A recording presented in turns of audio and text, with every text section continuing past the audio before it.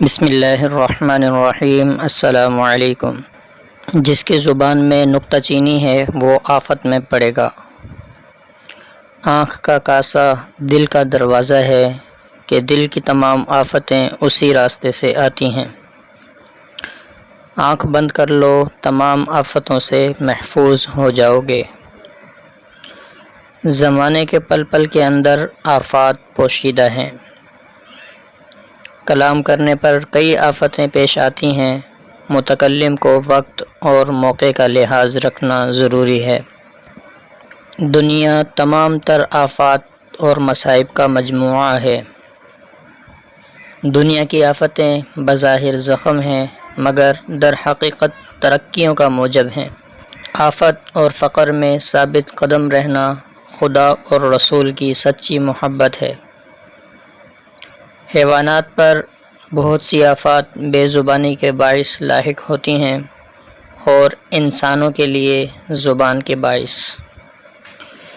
دنیا کی آفتیں اور مصائب انسان کی آزمائش کے مواقع ہیں۔ ہماری آفتوں پر خوش ہونے والوں سے کہہ دو کہ آفتیں دنیا کا چکر لگاتی رہتی ہیں۔ جو محتاج ہوتا ہے اس پر 3 آفتیں آتی ہیں: دین میں ضعف، عقل میں کمی اور مروت میں معدومی۔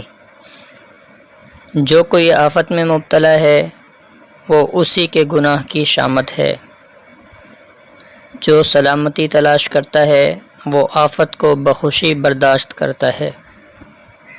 حقیقی صبر اس کو کہتے ہیں کہ آفت آنے کو ایسا سمجھے جیسا اس کے جانے کو سمجھتا ہے۔ مومن وہ ہے جو نفس کی آفت سے محفوظ رہے۔ موت دنیا کی آفتوں سے نجات دلاتی ہے۔ تمام آفات سرمایہ دارانہ نظام کا نتیجہ ہیں۔ آفات اور آلام کی 2 قسمیں ہیں، جن میں سے ایک یہ ہے کہ ہم خود اپنے لیے آفت مول لیں اور دوسروں کا بھلا چاہیں۔ آفتیں بیدار کرنے کے لیے آتی ہیں نہ کہ پریشان کرنے کے لیے۔ جو زیادہ تر آفتوں میں گھرا رہتا ہے وہی دوسروں سے نیک سلوک کر سکتا ہے۔ آفات زمانہ سے نہ گھبراؤ کیونکہ احمق شخص ہی حوادث زمانہ پر بے صبری کرتا ہے۔ اگر آج کا رزق تجھ پر تنگ ہو جائے تو کل تک صبر کر کہ شاید کہ زمانہ کی آفتیں تجھ سے دور ہو جائیں۔ ایسے شخص کی فریاد رسی کرو جو آفت میں گھرا ہو، بشرطے کہ وہ اپنے فعل بد کے نتیجے میں گرفتار بلا نہ ہوا ہو۔ عورتوں کے کہنے پر کبھی عمل نہ کرو، تمام آفات زمانہ سے محفوظ رہو گے۔ آگ سے بچو، خواہ کھجور کے ایک ٹکڑے ہی کو خیرات کر کے صحیح۔ تعجب ہے اس پر جو دوزخ کی آگ کو برحق جانتا ہے اور پھر گناہ کرتا ہے۔ لوگوں کو آگ سمجھو اور بلا ضرورت ان کے پاس نہ جاؤ، اور جب ان کے قریب جاؤ تو آگ کی طرح ان سے ڈرو۔ غصے کی آگ پہلے غصہ کرنے والے ہی پر پڑتی ہے، بعد میں دشمن پر پڑے یا نہ پڑے۔ اگر تم طویل زندگی چاہتے ہو تو غصہ کی آگ سے بچو۔ جس طرح آگ کا ایک ذرہ عالم کو تباہ کر دیتا ہے، اسی طرح ایک کلمہ بد انسان کی حالت کو تباہ کر دیتا ہے۔ ظاہر پر نہ جانا کہ آگ سرخ ہوتی ہے لیکن اس کا جلایا ہوا خاک سیاہ ہوتا ہے۔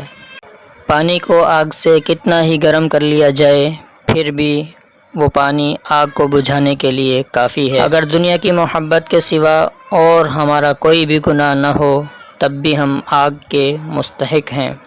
اس شخص کے گھر کو کیوں آگ لگاتے ہو جس کے پاس پہلے ہی 2 عورتیں ہیں؟ جسے کوئلہ اٹھانے میں شرم آتی ہو اسے آگ تاپنے میں بھی شرم آنی چاہیے۔ جب تمہارے پڑوسی کے گھر میں آگ لگی ہو تو تمہاری جائیداد بھی خطرے میں ہے۔ 2-3 دفعہ مکان بدلنا آگ لگ جانے سے زیادہ برا ہے۔ جب تک دھواں ہے آگ کچی ہے۔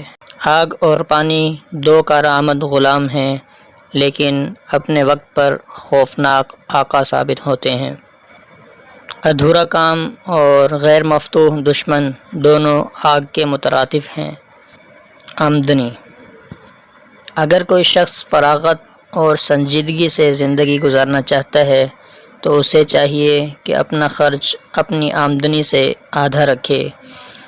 اگر اس کی خواہش دولت مند بننے کی ہے تو اس کا خرچ اس کی آمدنی سے تہائی ہونا چاہیے۔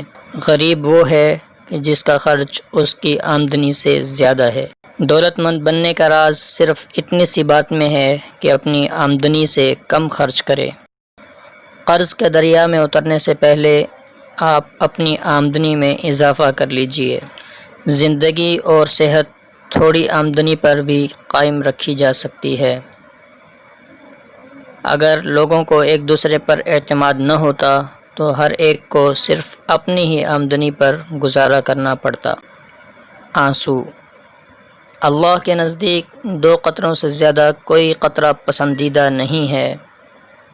ایک آنسو کا قطرہ جو اللہ کے خوف سے نکلا ہو، اور دوسرا خون کا قطرہ جو اللہ کے راستے میں گرا ہو۔ خائف وہ نہیں جو رو کر اپنے آنسو پونچھ ڈالے حالانکہ پھر گناہ کا مرتکب ہو، بلکہ حقیقی خائف وہ ہے جو خوف الہی سے گناہ ترک کر دے۔ جس نے زندگی میں تمہارے ساتھ کوئی نیکی نہیں کی اس کی موت پر آنسو مت بہاؤ۔ برائی ہنستی ہوئی آتی ہے اور نیکی آنسو بہاتی ہوئی چلی جاتی ہے۔ آنسو غم کو نا امیدی میں تبدیل ہونے سے روک دیتے ہیں۔ آنسوؤں سے چھلچلاتی محبت نہایت دلکش ہوتی ہے۔ اگر تم ہنستے ہو تو دنیا تمہارے ساتھ ہنسے گی، اور اگر تم روتے ہو تو اکیلے ہی آنسو بہاؤ گے۔ محبت کا ماتم اور محبت کی خوشیاں دونوں آنسوؤں ہی سے کی جاتی ہیں۔ ایک زہر ہلاہل کا قطرہ ہے اور دوسرا سلسبیل کا۔ اندوہ پیدا کر کہ تیری آنکھ سے آنسو نکلیں کہ اللہ تعالی چشم گریاں رکھنے والے کو دوست رکھتا ہے۔ زیادہ آنسو بہانے سے آنکھیں کمزور ہو جاتی ہیں۔